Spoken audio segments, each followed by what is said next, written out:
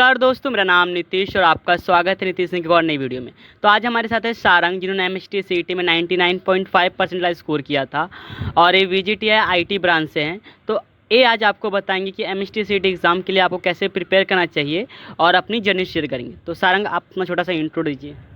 हाय, नमस्कार, मेरा नाम है सारंग। मैं पुणे में पढ़ता था। मैं MIT EDT जूनियर कॉलेज में पढ़ा हूँ और मेरा MST CT स्कोर है 99.529 परसेंटाइल। ओके, तो सारंग, अगर हम बात करें तो आपका 11th-12th कैसा था? 11th मेरा काफ़ी अप्स एंड डाउन से भरा था। मैं फिज़िक्स केमिस्ट्री पे बहुत कम फोकस किया करता था, लेकिन 12th में मैंने वो लास्ट के 6 मंथ्स में बहुत मेहनत करके वो कवर कर लिया। बाकी टाइम मैं फुल मैथ्स करता था। ओके, तो बेसिकली इनका कहने का मतलब ये है कि इन्होंने मैथ्स पे ज़्यादा फोकस किया था और फिज़िक्स केमिस्ट्री पे उतना ध्यान नहीं देते थे, बट लास्ट में फिर उन्होंने फिज़िक्स केमिस्ट्री को भी पढ़ा अच्छे से कवर किया उसको। तो सारंग, अगर हम बात करें एमएसटी सीईटी एग्ज़ाम को काफ़ी कम टाइम बाकी है, तो आपने मैथ्स के लिए कैसे प्रिपेयर किया था? देखो, मैथ्स में एज सच मुझे ज़्यादा डिफ़िकल्टी आई नहीं, क्योंकि मैं स्टार्टिंग से बहुत सारे सम सॉल्व करता था। लेकिन हाँ, लास्ट के कुछ डेज़ में मैंने मैथ्स के लिए भी काफ़ी सारे PYQ सॉल्व किए, ताकि मैं पैटर्न से फेमिलियर हो जाऊँ कि CET को ये पैटर्न में क्वेश्चन चाहिए। ओके, तो बेसिकली इन्होंने पहले तुमको थोड़ा सा रिसर्च करना पड़ेगा, PYQs देखना पड़ेगा कि एमएसटी सीईटी में मैथ्स के कैसे क्वेश्चंस आते हैं। तो उस हिसाब से तुम प्रैक्टिस कर सकते हो लास्ट के 10 डेज़ में। तो PYQs को रेफ़र करो और चैप्टर में किसी चैप्टर में किस टाइप के क्वेश्चंस है वो भी एक बार एनालाइज करो और उस टाइप के क्वेश्चन सॉल्व करो। आपने केमिस्ट्री के लिए कैसे प्रिपेयर किया था सारंग? केमिस्ट्री के लिए बहुत ज़रूरी है कि आप पूरी जो अपनी स्टेट बोर्ड की टेक्स्ट बुक है उसको पूरी अच्छे तरह से थरो हो जाओ, अच्छे तरह से रट लो ही। क्योंकि मेरे शिफ्ट में ऐसे क्वेश्चंस आए थे, एकदम माइन्यूट से माइन्यूट रिएक्शन या फिर किसी टॉपिक के एग्जांपल्स पूछ लिए थे उन्होंने, और वो हार्ड शिफ्ट थी केमिस्ट्री के लिए। उसमें मेरा 36 या 37 मार्क्स इन केमिस्ट्री पे 98 या 99 परसेंटाइल बना था। तो आप सोच ही सकते हो कितनी हार्ड शिफ्ट रहेगी। ओके, तो सारंग का कहने का मतलब ये है कि आपको केमिस्ट्री के लिए अपने जो HSC का टेक्स्ट बुक है उसको रेफ़र करना होगा, उसको रीड करना होगा। और इनका शिफ्ट काफ़ी हार्ड था वहाँ पे, इनका शिफ्ट में टेक्स्ट बुक से ज़्यादा क्वेश्चन आए थे बेसिकली, तो आपको टेक्स्ट बुक पे भी फोकस करना है। तो सारंग, अगर हम बात करें फिज़िक्स की, तो फिज़िक्स के लिए आपने कैसे प्रिपेयर किया था? फिज़िक्स में मैं नॉर्मली वही जो हम करते हैं, जो सर पढ़ाते हैं उस पर क्वेश्चन सॉल्व किया, फिर वही अपने कोचिंग के मॉड्यूल से सॉल्व कर लिया, या फिर जो HSC के टेक्स्ट बुक है। एक्चुअली HSC की टेक्स्ट बुक से भी काफ़ी अच्छे क्वेश्चन डायरेक्ट छप के आते हैं, जो बहुत लोगों को लग सकता है अरे ये तो पढ़ा ही नहीं, लेकिन वो बेसिकली जस्ट एक स्मॉल एग्जांपल होता है जहाँ पे आपको बस फार्मूला पता होना चाहिए। तो वो मैंने काफ़ी सारे एग्जांपल्स टेक्स्ट बुक से किए थे, तो मुझे फ़िज़िक्स में भी ऐसा ज़्यादा कुछ परेशानी हुई नहीं। ओके, तो अगर हम बात करें तो एमएसटी सीईटी एग्ज़ाम के लिए कितने साल का PYQs करना चाहिए आपके हिसाब से? देखो, अगर स्टार्टिंग से आपको करना है तो मैं तो कहूँगा कि 3-4 साल का कर लो, लेकिन अभी टाइम कम है तो कम से कम लास्ट साल का तो कर ही लो, उतना तो करना ही चाहिए। ओके, मतलब कि ये अगर आपके पास टाइम है, अगर जब वीडियो देख रहे हो आप, तो 3-4 साल का PYQs करना चाहिए, बट अभी तो फ़िलहाल टाइम कम है अपने पास, तो आप 1 साल का भी करोगे तो चलेगा एज़ नाउ, बट एटलीस्ट 2 साल का ट्राई करो अगर आपके पास टाइम है तो। और टाइम है तो आप कितने साल का भी कर सकते हो, कोई टेंशन नहीं। करें कि मॉक टेस्ट, आपका मॉक टेस्ट देने का क्या प्रोसेस था, कैसे उसको आप एनालाइज़ करते थे? पहले तो 11th में मेरा मॉक टेस्ट का जो प्रोसेस था वो मैं ऐसे करता था कि टेस्ट दिया, फिर उसमें सही कितने गलत कितने देखो, फिर भूल जाओ। लेकिन बाद में मुझे सर ने एक्सप्लेन किया कि ये बहुत गलत प्रोसेस है। हमें सर ने बोला कि एक एरर बुक बनाओ, जिसमें से आप जो गलत क्वेश्चंस है उनको रीअटेम्प्ट करोगे या फिर उसके सोल्यूशन को लिख लोगे, और जो सही भी क्वेश्चन है उसका अगर बेटर अप्रोच रहेगा वो भी आप उसमें लिखोगे। इसका मतलब क्या है कि हर टेस्ट के बाद उसका एनालिसिस करना चाहिए और सारे क्वेश्चन के सही आंसर्स पता होने चाहिए, और पता भी है तो ऑप्टिमल आंसर पता होना चाहिए, जो कम स्टेप से आए, है ना। तो इससे आपका काफ़ी ज़्यादा टाइम सेव हो सकता है। सारंग, अभी हम बात करें मॉक टेस्ट देने के बाद स्कोर कम आता है, हम फिर डिमोटिवेट फील करते हैं, तो उस डिमोटिवेशन से ओवरकम कैसे करें?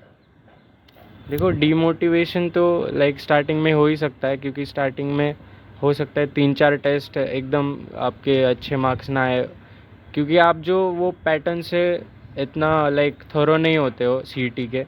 आपको बस लाइक क्वेश्चन सॉल्व किए जाते हैं क्लासरूम में, फिर आप एक्सपेक्ट करते हो कि वही टाइप के आएंगे, लेकिन ऐसा नहीं होता मोस्टली। तो इसलिए आप पैटर्न से थोरो होने में अगर 3-4 टेस्ट भी लग जाए तो आई वुड से डोंट गेट डिमोटिवेटेड, उसकी एनालिसिस करते रहो, और सब चीज़ के नए नए फॉर्मूले पता चल रहे हैं, या फिर नई कुछ लर्निंग्स है, या फिर आपको खुद प्रिपरेशन में कमी लग रही है, तो स्पेसिफिकली उस टॉपिक पे आप काम करो, rather than just getting demotivated and कुछ भी नहीं करना। ओके, अभी हम सारंग बात करें कि टाइम मैनेजमेंट इन मॉक, तो आप मॉक में अपना टाइम कैसे मैनेज करते थे? देखो मेरा मॉक में लाइक मैथ्स में काफ़ी अच्छे से, मतलब 1.5 घंटे के अंदर ही मेरा कवर हो जाता था, तो मैं उतना मैथ्स का मुझे कभी इशू हुआ नहीं। लेकिन केमिस्ट्री में जो है मुझे लाइक एग्जांपल्स वगैरह बहुत याद करने में लाइक डिफ़िकल्टी होती थी, क्योंकि लाइक उतना रोट लर्निंग मुझे आदत नहीं थी। तो लेकिन मैं कहूँगा कि सबसे इजी पार्ट जो है ना वो केमिस्ट्री का है, क्योंकि अगर आपको पूरी बुक पता है एचएससी की और जितना भी सिलेबस है, तो सबसे कम टाइम लगता है केमिस्ट्री में। आप लाइक मेरे क्लास में ऐसे बच्चे भी थे जो लिटरली हाफ आवर में केमिस्ट्री ख़त्म कर देते थे, और बाकी का टाइम फिर वही अपना फिज़िक्स और मैथ्स। तो वही कहूँगा मैं कि ट्राई करो कि केमिस्ट्री 30 मिनट्स या फिर मैक्स 35 मिनट्स, फिर बाकी जो 1.5 घंटे में से बचा फिज़िक्स के लिए वो फिज़िक्स करो, और मैथ्स को तो 1.5 घंटा दो ही, क्योंकि maths is obviously the game changer. तो आपको पहली बात तो है केमिस्ट्री को जल्दी से जल्दी कंप्लीट करना है, जो आपका बचा हुआ टाइम है, फिर आप फिजिक्स पे दे पाओगे। और मैथ्स के लिए आपके पास 1.5 घंटे, जिसमें आपको 50 क्वेश्चन सॉल्व करने हैं। तो अभी हम बात करें फार्मूलाज के बारे में। लाइक लोगों को फार्मूलाज याद नहीं होते, तो आप फार्मूलाज कैसे याद करते थे? फार्मूलाज देखो मैथ्स में लाइक मैं प्रैक्टिस से बहुत सारे फार्मूलाज लाइक मुझे रिवाइज करने की ज़रूरत भी नहीं पड़ती, क्योंकि उतने प्रैक्टिस में कर चुका था। और फिज़िक्स में भी लाइक काफ़ी लॉजिकली एक बार अब सोचो तो काफ़ी फार्मूले ओवर द टाइम आपको याद हो जाएंगे। हाँ, लेकिन थोड़ी रिवीजन की ज़रूरत है ही। लेकिन केमिस्ट्री में थोड़ा हो सकता है आपको कि थोड़ा सा ऐसा लग रहा है कि ये क्या ही है भाई, क्यों है ये, कैसे आ रहा है। तो उसके लिए क्या करो आप, मैं भी ये करता था कि हर सब्जेक्ट की है ना एक या फिर एक बुक बनाओ हर सब्जेक्ट के लिए, या फिर एक ही बुक में आप सभी चैप्टर वाइज सिर्फ फार्मूले लिखो, और एक चाहे तो छोटा सा एग्जांपल लिख लो कि वो फार्मूला कहाँ यूज़ होता है। इससे आप पूरे सब्जेक्ट के formulas like half an hour में रिवाइज कर सकते हो कभी भी। ये काफ़ी हेल्पफुल होता है एंडिंग डेज में स्पेशली, या फिर मॉक देने से पहले। Okay sir. तो सारंग, बहुत लोग अभी कंफ्यूज होंगे कि जेई मेंस, एमएसटी सीटी, तो आप क्या बोलना चाहोगे? जेई मेंस और एमएसटी सीटी में क्या डिफरेंस है? देखो जेई मेंस अगर आपको बहुत आपके मैथ्स स्ट्रॉन्ग है, आपकी एप्लीकेशन लेवल बहुत अच्छी है, तो आई वुड से कि जेई मेंस दे दो, और एनआईटी फिर उसके बाद आईआईटी आप टारगेट कर सकते हो। लेकिन अगर आपका एप्लीकेशन उतना अच्छा नहीं है, जैसे बहुत टफ अगर मैथ्स के क्वेश्चन आपने सीईटी के देखे होंगे वो सॉल्व नहीं होते, तो आई वुड से कि like JEE Mains is not for you. तो आप सीईटी पे ज़्यादा फोकस करो, और उसमें एक्चुअली अच्छे स्कोर ला सकते हो without going deeper into maths and application. Okay, तो बेसिकली यही है कि जेई मेंस के लिए काफ़ी ज़्यादा इन डेप्थ नॉलेज चाहिए और ज़्यादा एप्लीकेशन पार्ट ज़्यादा है, बट एमएसटी सीटी फॉर्मूला बेस्ड है। एंड अगर आप नॉर्मल पढ़ाई भी करोगे, मतलब हार्ड वर्क करोगे, तो आप अच्छा खासा स्कोर कर सकते हो। तो सारंग, अगर हम बात करें एमएसटी सीटी के बाद कॉलेज लाइफ कैसा होगा इनका भी, लाइक फॉर मोटिवेशन, कि वीजीटीआई यूपीएससी कॉलेज में कॉलेज लाइफ कैसा है? सबसे पहले तो फर्स्ट ईयर में लाइक काफ़ी सब्जेक्ट सिमिलर होते, तो आप फर्स्ट ईयर में काफ़ी एक्सप्लोर कर सकते हो। आप पूरी मुंबई सिटी घूम सकते हो, as we are in VJTI, तो हम मुंबई के बारे में बोलेंगे। मुंबई में इतने अच्छे अच्छे जगह है, इतने अच्छे अच्छे लाइक इंटेलेक्चुअल कम्युनिटीज़ होते हैं जहाँ पे आप फ्री में जाके अपनी नॉलेज बढ़ा सकते हो, काफ़ी ज़्यादा ट्रैवल कर सकते हो नए जगह पे, या फिर काफ़ी आप मतलब क्या कह सकते हैं, फेस्ट कॉलेज के फेस्ट आप एंजॉय कर सकते हो। और Communities. काफ़ी अपना लाइक नेटवर्क बढ़ा सकते हो। आपको लाइक विश्वास नहीं होगा कि मुंबई में क्या क्या होता है लिटरली। आप most of the guys watching this video, I hope कि वो गांव से होंगे या टाउन से होंगे, तो उनको इतना एक्सपोजर मिलेगा ये कॉलेजेस में आके, जैसे COP हो गया, VJTI हो गया, कि you will be a completely different person after first year. तो सारंग, क्या आप अपने एग्ज़ाम डे की स्टोरी सुनना चाहोगे जब आप एग्ज़ाम देने गए थे MST सीट, या क्या हुआ था सुबह से शाम तक? अरे क्या बताओ भाई, अभी सुबह मैं अपने कज़िन के साथ गया था सेंटर। उस जाने से पहले हमने थोड़ा नाश्ता किया था, इडली वगैरह। फिर हम गए सेंटर गए, फिर मैं पहले पेपर को बैठा। केमिस्ट्री लाइक मैं पैनिक हो गया थोड़ा, क्योंकि बहुत इतना एग्जाम्पल्स, इतना लाइक माइन्यूट एग्जाम्पल्स मैं लर्न नहीं किया था। लेकिन फिज़िक्स मुझे अच्छे से आता था तो वो मैंने कर लिया। केमिस्ट्री में फिर मैं बहुत सारे मैंने लाइक रैंडम गेसेस ही मारे।